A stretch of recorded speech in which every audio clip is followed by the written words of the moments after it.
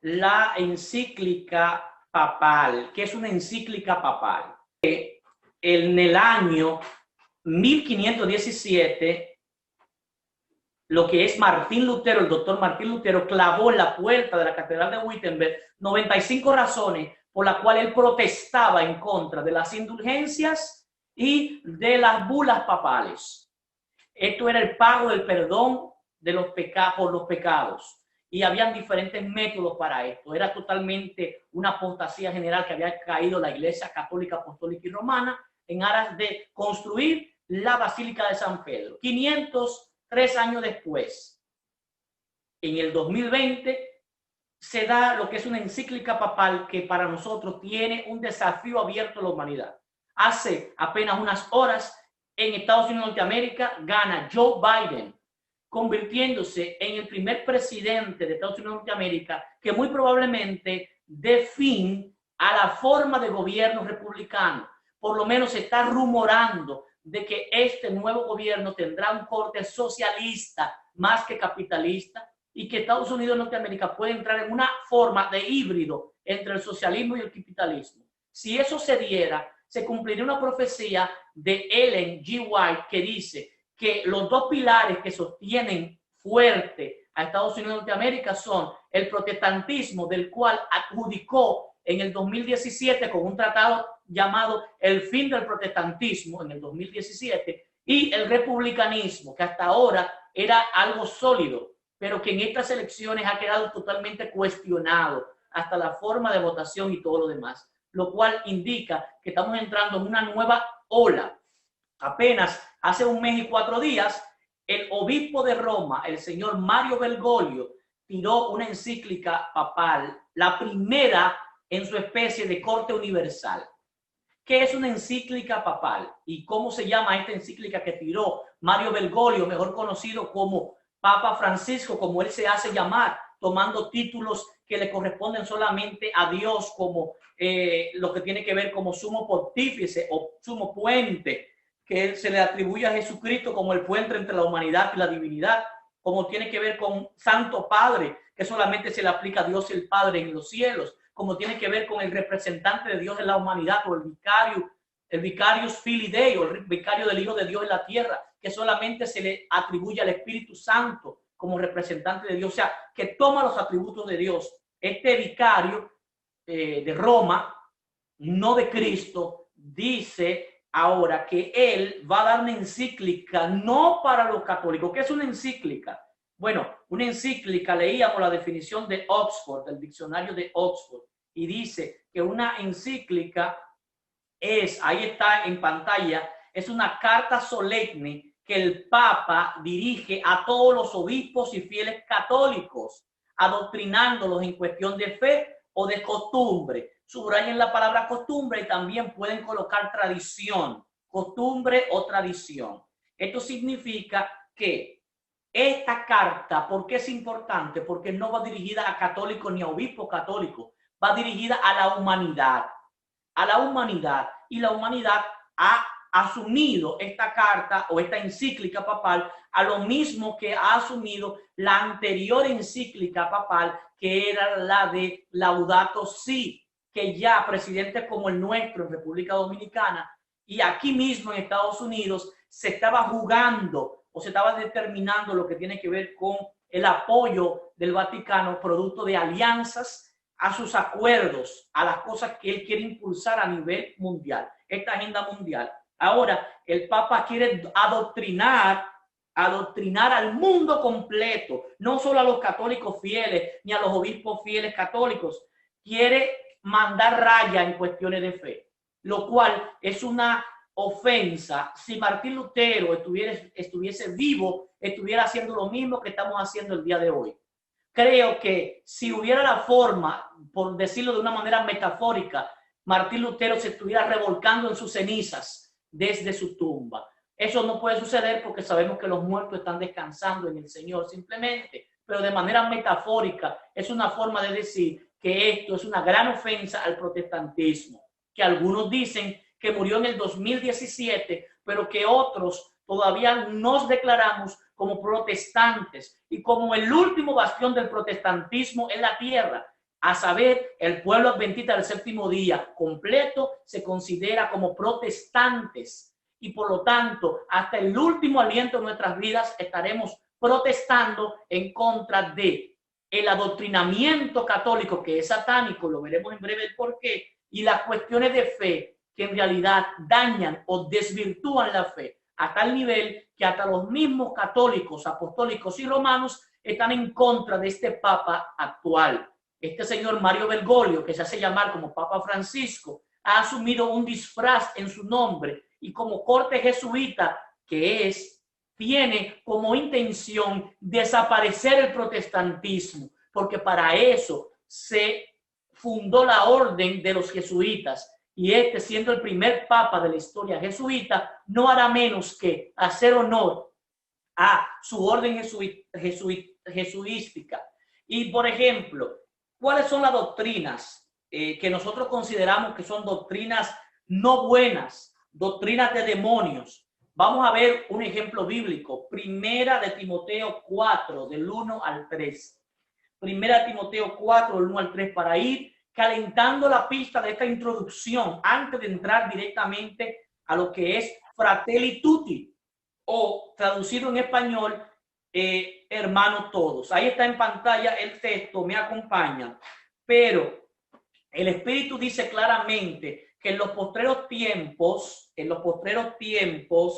algunos, no todos, apostatarán de la fe, escuchando a espíritus engañadores y doctrinas de demonio. Es lo que está pasando en los días finales con relación a la materia de fe. Por la hipocresía de mentirosos que, teniendo cauterizada la conciencia, o sea, el jesuitismo hace un voto en el cual dice que hasta su propia conciencia no importa. Lo que importa es el fin del papa que esté en el momento de turno, llevarlo a poder y hacer desaparecer el protestantismo. Quiero que busquen el voto de los jesuitas en internet y ustedes verán lo maquiavélico y dañino que es esto, pero este no es el tema de hoy, por lo que seguiremos por delante y solo lo daremos como referencia. Dice que el versículo 3, que prohibirán casarse y mandarán abstenerse de alimentos que Dios creó con acción de gracia para que participen los creyentes y los que han conocido de la verdad. Prohibirán casarse. Uno de los 3 votos que tienen los sacerdotes católicos, los obispos católicos, es el voto de la obediencia, el voto de lo que tiene que ver con la castidad, supuestamente no casarse. Les prohíben casarse porque así la herencia que puedan tener no pasa a sus familiares, pasa a la iglesia cuando ellos mueren.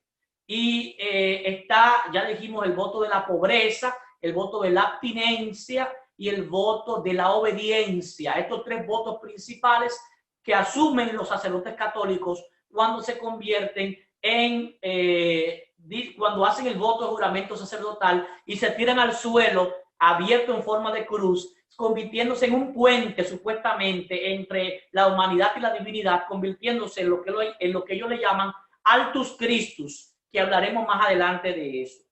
Así que la doctrina que tienen es doctrina de demonios. Jesús reprendió a los hipócritas de su época porque enseñaban mandamientos de hombre. Y ahora mismo este señor Mario Bergoglio, Papa Francisco, se está poniendo en una posición de enseñar en una encíclica larguísima, enseñarle al mundo lo que son mandamientos y tradiciones de hombre, y se está poniendo de parte de lo que muchos denominan una nueva forma de socialismo, que veremos próximamente en Estados Unidos hundirse Estados Unidos de este adoctrinamiento, y ya las Supremas Cortes de Justicia en Estados Unidos están listas para pasar las leyes que disponga el Papa, porque 6 de los 9 de la Suprema Corte de Justicia, el máximo estamento judicial del país, son católicos, apostólicos y romanos. 6.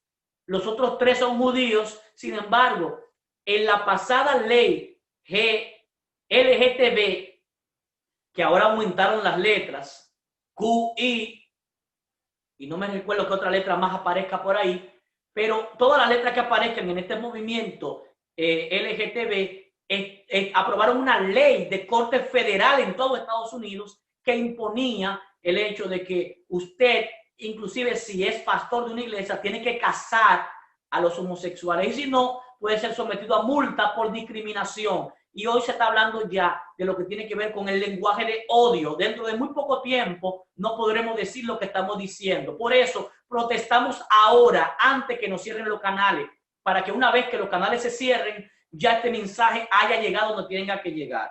Jesús reprendió a esos hipócritas de su tiempo porque enseñaban mandamientos de hombre. Vamos a ver qué dice Mateo 15, del 7 al 10.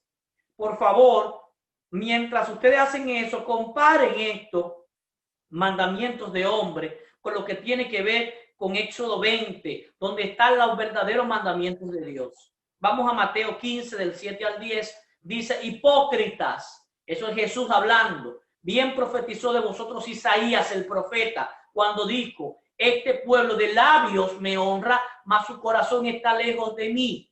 Pues en vano me honran, enseñando como doctrina mandamientos de hombres, y llamando así a la multitud, les dijo: oíd y entended.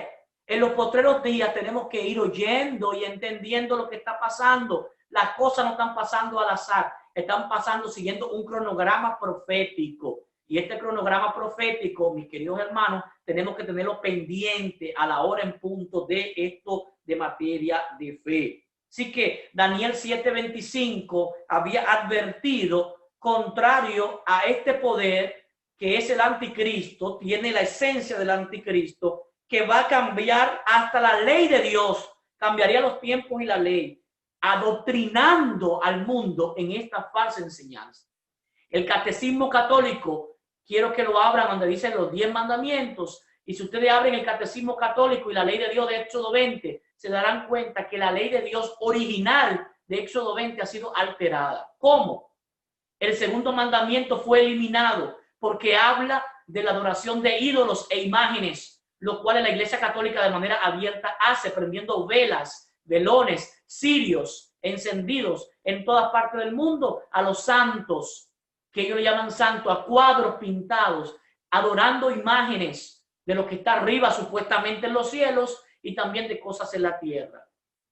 Este poder maquiavélico, para poder empatar los mandamientos, ya que quitó el segundo mandamiento, el 10 lo dividió en 2 y sube los números. El que estaba en 3 queda en el 2, el que estaba en 4 queda en el 3, y así sucesivamente hasta el final. Cuando llega al 8, el que era el 10 pasa a ser 9 y 10 simultáneamente. Entonces es importante que lo que era el cuarto mandamiento también fue mutilado. Pasa a ser el mandamiento número 3, pero se mutila la ley. ¿Cómo? En vez de decir santificar el sábado como día de obediencia y de reposo bíblico, no judío, sino del pueblo de Dios, desde los días de Adán y Eva hasta el final de la historia, según Hebreos capítulo 4, según Génesis capítulo 2, y lo que demuestra el mandamiento en Éxodo 20, del 8 al 11, este poder quita ese mandamiento y dice que ahora solamente hay que cambiarlo por uno que diga santificar las fiestas. Por eso, las fiestas de todo el mundo serán santificadas. Y el mandamiento católico exaltado, mandamiento de hombre y no de Dios. Y esta encíclica adoctrinará al mundo para lo que sigue. Efesios 2:20 habla de cuál debe de ser el fundamento nuestro. Efesios 2:20. Lo teníamos en pantalla hace un ratito. Y allí nos dice el Señor lo siguiente. Efesios 2:20. ¿Lo tienen? ¿Cuál es el fundamento de los apóstoles y profetas?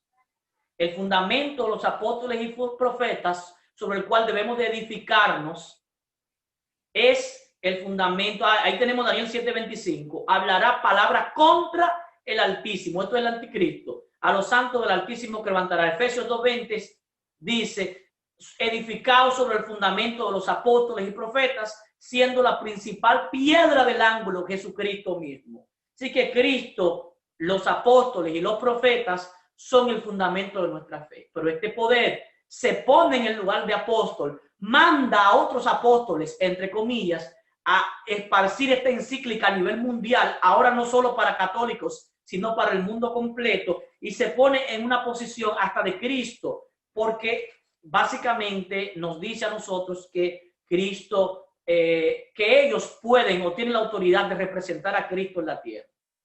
La tesis número 5 de el pastor Miguel Núñez, que es un reconocido pastor que tiene un programa llamado Respuestas, no adventistas del séptimo día, pero que está claro en muchos conceptos. Él, en su tesis número 5, haciendo un paralelismo con Martín Lutero, él establece lo siguiente, del cual estamos de acuerdo parcialmente. Los apóstoles y los profetas fueron el fundamento de la iglesia. Él dice, no son oficios diseñados para el día de hoy. No son oficios diseñados para el día de hoy. Estamos de acuerdo en cuanto a que los apóstoles no es un oficio diseñado para el día de hoy. Los apóstoles solamente fueron 12, los discípulos de Cristo. Recuerden que uno se perdió, que fue Judas, fue sustituido por, en mi caso particular, pienso que por Pablo, al cual Dios mismo, Jesús mismo llamó al apostolado de los gentiles. La iglesia nombró a otro, pero para mí ese otro no ocupó la plaza. El que ocupó la plaza para mí, su servidor, es un análisis personal, fue Pablo, al cual llamó el mismo Jesucristo a acción. Ahora, si vamos a Apocalipsis 14:12, veremos a un pueblo en la tierra. Un pueblo en la tierra con unas características particulares. Este pueblo, Apocalipsis 14:12, guarda los mandamientos de Dios y la fe de Jesús. No tiene la fe de una encíclica papal. Recuerden que la encíclica papal adoctrina en cuestiones de fe. El Papa no tiene que bajarme raya a mí ni a ti en materia de fe, porque él no tiene autoridad para eso. ¿Estamos de acuerdo? El único que tiene autoridad para eso es Cristo. Y Apocalipsis 14:12 dice, aquí está la paciencia de los santos. ¿Cuáles son los santos? No los que se mueren y después lo canoniza el Papa para prenderle velas y adorarlo como un ídolo. Esos no son santos. Los santos en la Biblia son los que en vida guardan los mandamientos de Dios. Los mandamientos de Dios están en Éxodo 20, como Dios lo escribió con su propio dedo en la ley de Dios. Y bueno, estos guardan los mandamientos de Dios, tienen la fe que tuvo Jesús. La misma fe que tuvo Jesús será desarrollada por ellos. Ellos no necesitan que alguien le baje raya en cuestiones de fe o de costumbres o tradiciones, porque eso violaría lo que es su libre pensamiento. Finalmente, en esta traducción de la definición, veremos una advertencia contra el engaño, la filosofía, la sutileza. Vamos a ver a Colosenses 2:7-8. Colosenses 2:7-8, cómo se nos advierte contra estos engaños filosóficos que vendrán sobre la tierra, estos engaños sutiles, según las costumbres o tradiciones de hombres y los elementos del mundo, y no según Cristo. Arraigados y sobreedificados, dice la palabra, Colosenses 2:7-10-8, arraigados y sobreedificados en él, y confirmados en la fe, así como habéis sido enseñados, abundando en acciones de gracia. Mirad que nadie os engañe por medio de filosofías y huecas sutilezas. Están huecas porque cuando usted la analiza en el fondo, no hacen sentido espiritual. Y dice, según las tradiciones de los hombres, conforme a los rudimentos del mundo y no según Cristo. Así que arraigados, sobreedificados en él. ¿En quién? En Cristo. Confirmados en la fe. ¿De quién? De Jesús. La fe de Jesús. Vamos a ver 1 Tesalonicenses 5:21. Ahí hay una advertencia a examinarlo todo. 1 Tesalonicenses 5:21. Examinarlo todo, y yo diría cuidadosamente en los tiempos del fin. A medida que nos acerquemos al tiempo del fin, hay que analizarlo todo con lupa. Decimos nosotros en el Ministerio de Administración Profética, Ministerio Internacional de Actualización Profética, MIDAC, que a medida que nos acercamos al fin, este consejo de examinarlo todo y retener lo bueno de 1 Tesalonicenses 5:21 cobra sentido, cobra sentido. Así que pasemos a examinar esta encíclica papal que pretende ser una encíclica universal dirigida ya no solo a los obispos y a los fieles católicos, sino a todo el mundo. Una carta apostólica universal, la única en su especie, adoctrinando al mundo entero en cuestiones de fe y de costumbres o tradiciones a la forma católica y no a la forma bíblica.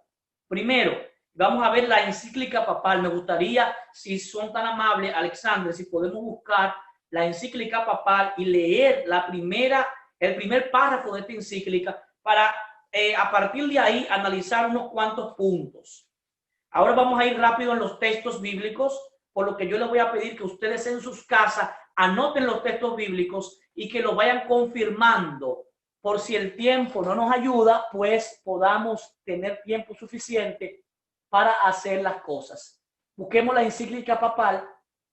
Si son tan amables, Alexander, dado de que yo no tengo esa facilidad, que puedan ustedes buscar la encíclica papal y leer el primer párrafo. Y me dicen cómo estamos de tiempo, porque debemos de concluir a las 7 de la noche para ustedes, 6 de la noche acá, porque tenemos otro compromiso. Ahí está la carta o encíclica Fratelli Tutti. Recuerden que Fratelli Tutti significa hermanos todos, de el supuesto Santo Padre, que es una blasfemia, porque el Santo Padre es Dios el Padre que está en los cielos, el señor Francisco, y si leen el subtítulo arriba, Alexander, sube un poquito sube, baja un poquito, perdón, para leer el título arriba, dice, sobre la fraternidad y la amistad social. Así que esto es una carta eminentemente socialista, disfrazada. Tienen que tener mucha mente de ahora en adelante para ver lo que vamos a analizar. Vamos a ir con Martín Lutero, tesis por tesis, desmintiendo lo que es esta pretensión papal, que denunciaremos como satánica y diabólica desde este momento. Su servidor, el profesor Anfran Robinson, se hace responsable de cada palabra que diga, no con lenguaje de odio, sino con lenguaje bíblico espiritual. Analízalo, examínalo todo y retén lo bueno, según dice 1 Tesalonicenses 5:21. Si alguien es tan amable y me lee el primer párrafo de Fratelli Tutti, donde dice 1, solamente el 1, por favor, que alguien lo puede leer. Ok, puedo leerlo. Adelante, hermano. Fratelli Tutti. Escribía San Francisco de Asís para dirigirse a todos los hermanos y las hermanas y proponerles una forma de vida con sabor a evangelio. De esos consejos, quiero destacar uno donde invita a un amor que va más allá de las barreras de la geografía y del espacio. Allí declara feliz a quien ame al otro, tanto a su hermano cuando está lejos de él, como cuando está junto a él. Con estas pocas y sencillas palabras expresó lo esencial de una fraternidad abierta que permite reconocer, valorar y amar cada persona más allá de la cercanía física, más allá del lugar del universo donde haya nacido o donde habite.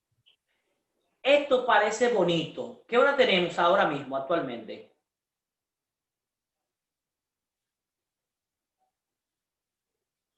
¿Qué tiempo tenemos? 6:45. Muy bien.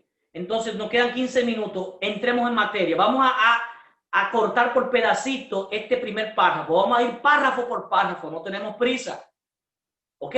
Podemos hacer varios encuentros y lo que no logremos captar desde aquí o lo que no podamos decir porque nos cierren los canales o lo que sea, usted lo termina de hacer como un ejercicio bíblico espiritual, como un verdadero protestante, agarrándolo todo, examinándolo y quitando y desmontando el engaño satánico. Número 1, dice que quien dirige esta carta es la cabeza de la iglesia o el Santo Padre.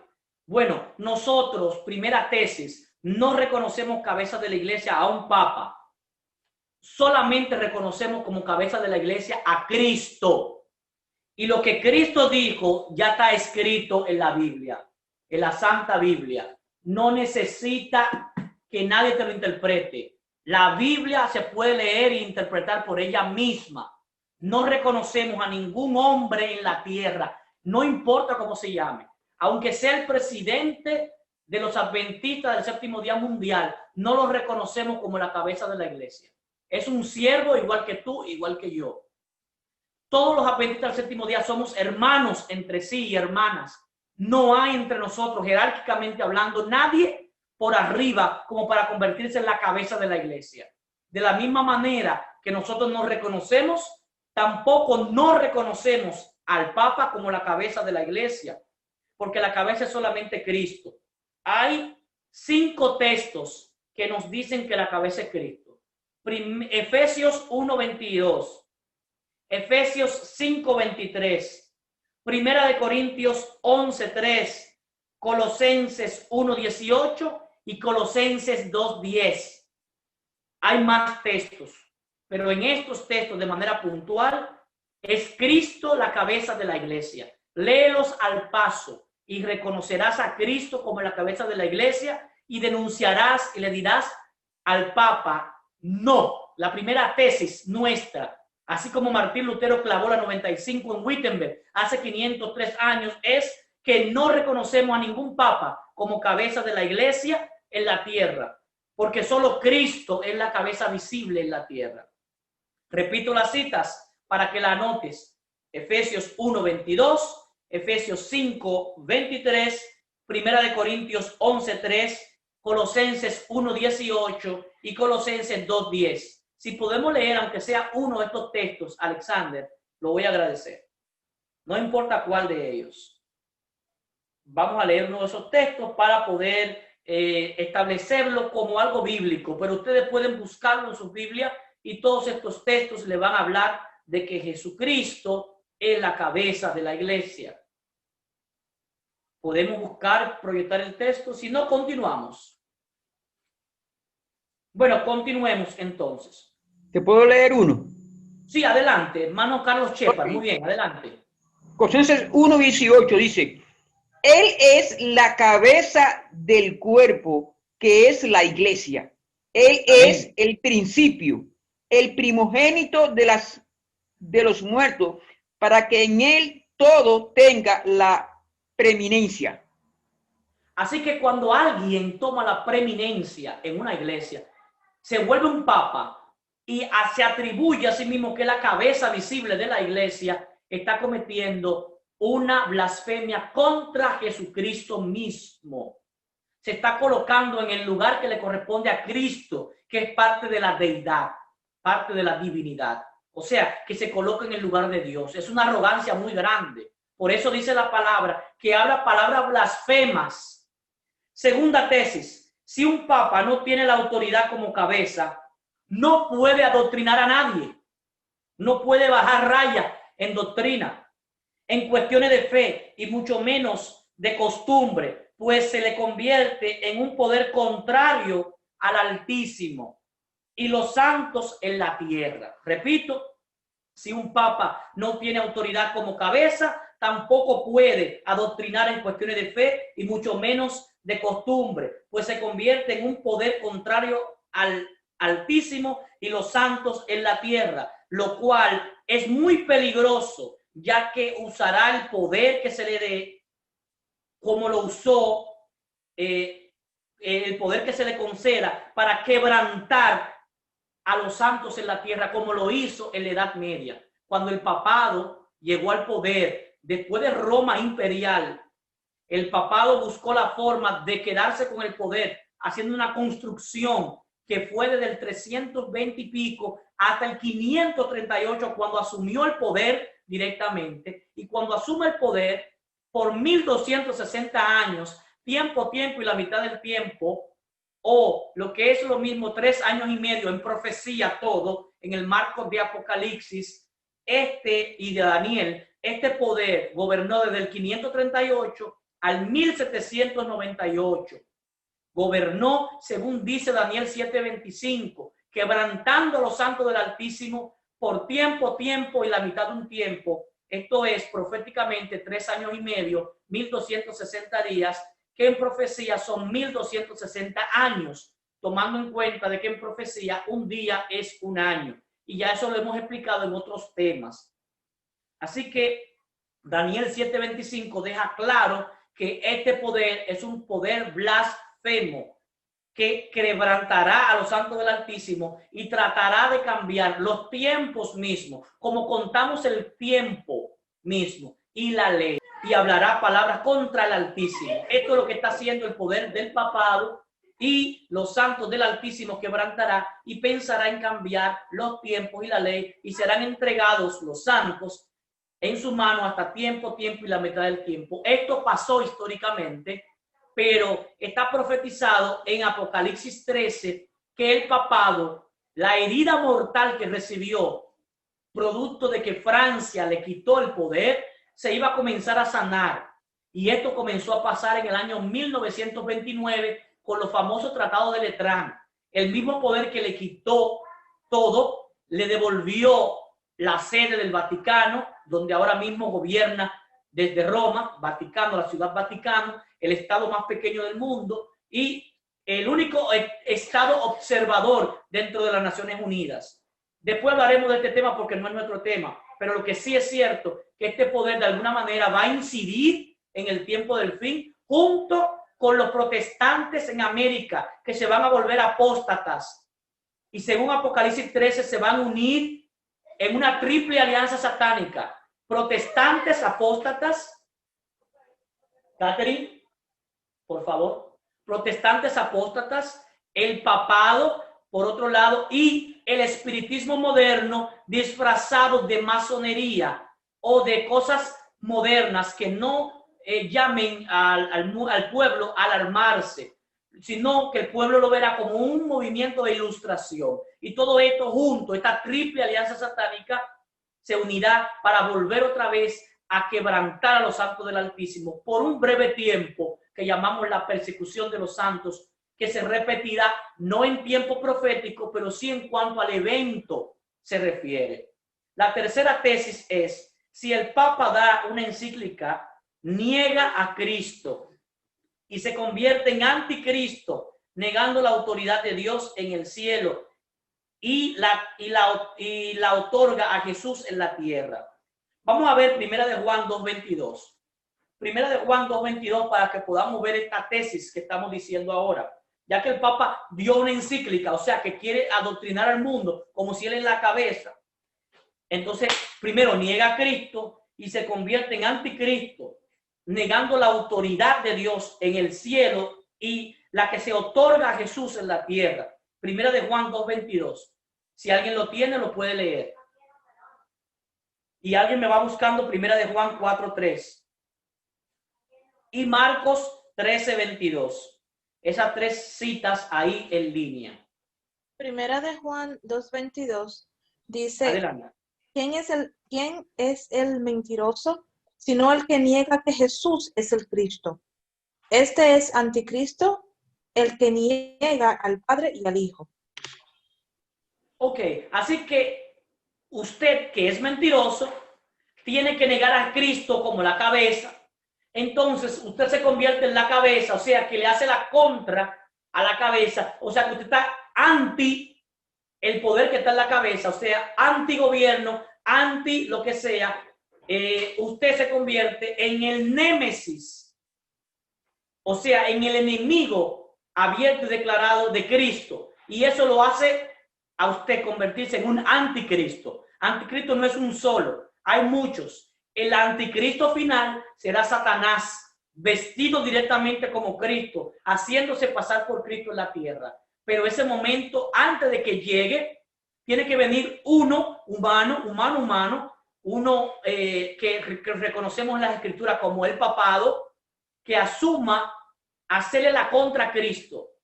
Y todo lo que Cristo diga por un lado, él lo niega por el otro. Eso es lo que está haciendo el papado con esta encíclica nueva de Fratelli Tutti. ¿Por qué? Sigamos viendo algunas citas de que es anticristo y luego pasaremos directamente en lleno al párrafo 1, que yo creo que será, porque ya esto sería la introducción, será el tema de el próximo encuentro, comenzar a analizar la encíclica, ya que el tiempo se nos ha agotado. Avancemos unos minutos más para agotar esta parte y dejamos pendiente el primer párrafo. Léalo bien y trate de buscar en qué ese párrafo contradice la escritura bíblica. Yo tengo por aquí anotado que encontré, déjame ver, 1, 2, 3, 4, 5, 6, 7, 8, 9, 10, 11, 12, 13, 14, 15, 16, 17, 18, 19, 20, 21, 22, 23, 24, 25 cosas que el párrafo 1 de esta encíclica papal contradice de la Biblia. El sábado que viene la veremos. Vamos a terminar esta parte del anticristo en este momento. Primera de Juan 4:3. ¿Quién me lo lee? Primera de Juan 4:3. Está inspirado por el anticristo, este poder papal, que algunos católicos dicen que ya está en el mundo.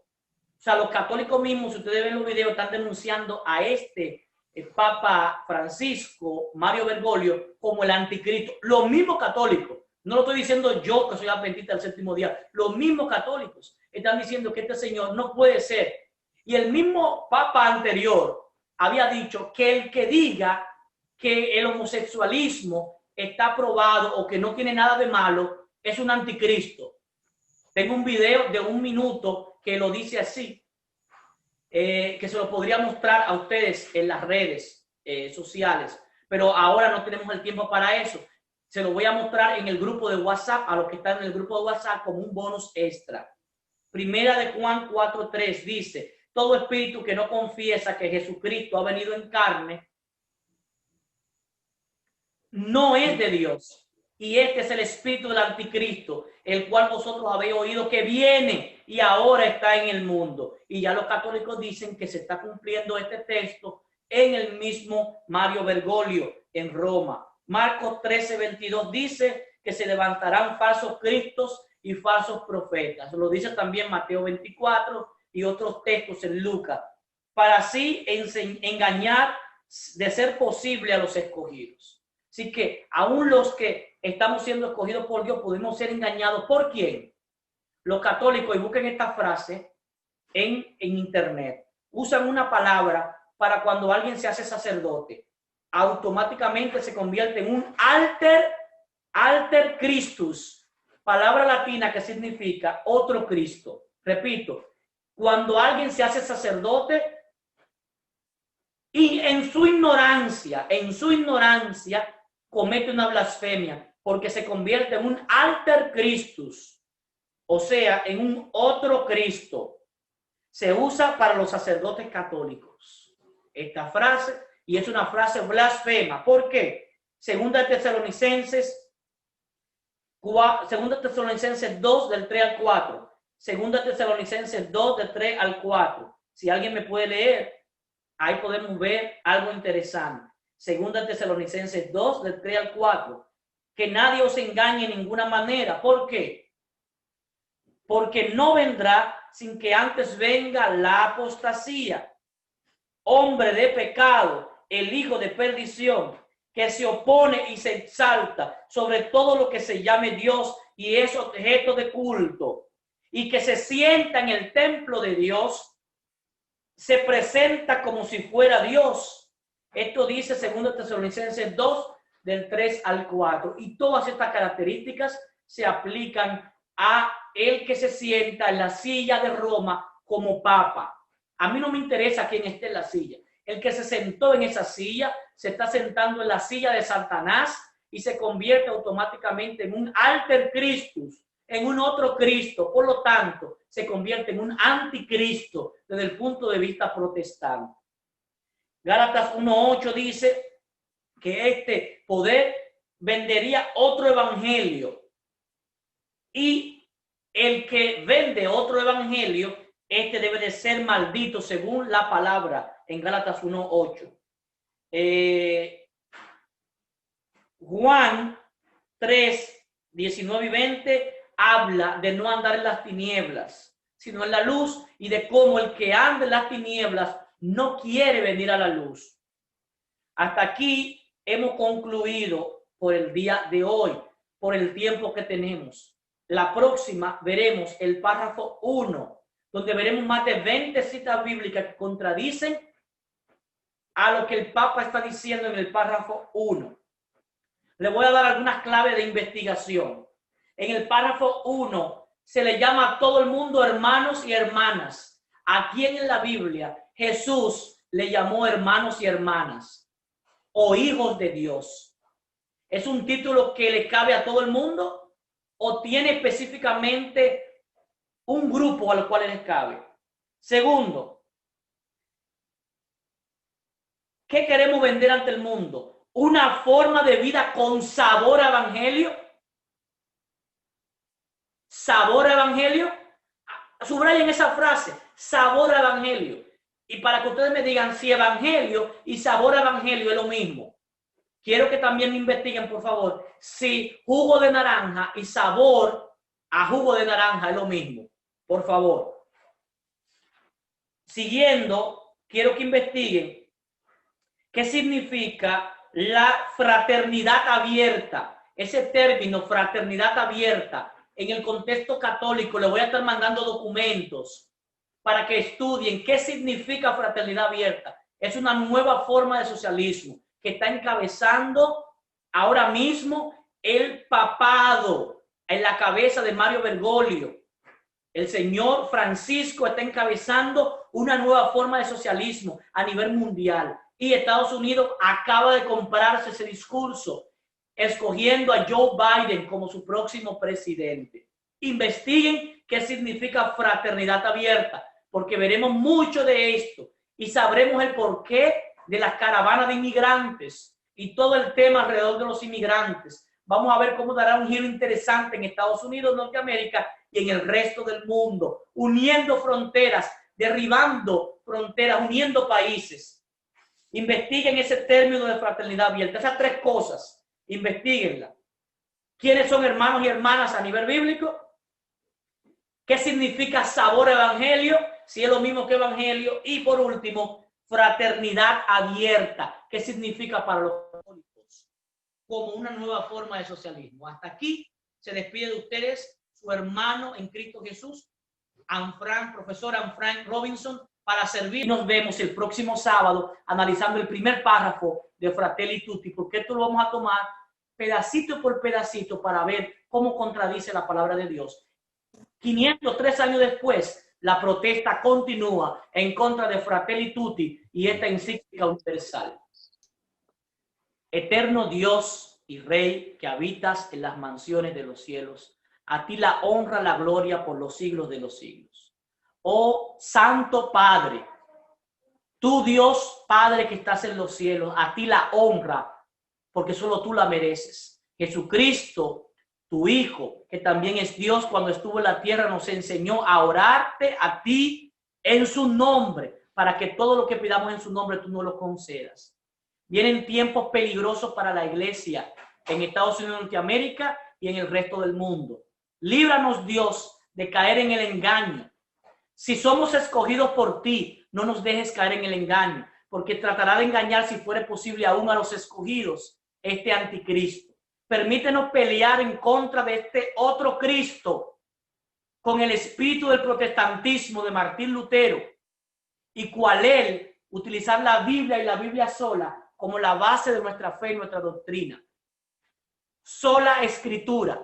Gracias porque nos las permites tener en nuestro idioma, en español, para entender y comparar y poder examinarlo todo y retener lo bueno. En el nombre poderoso de Jesús. Amén y amén.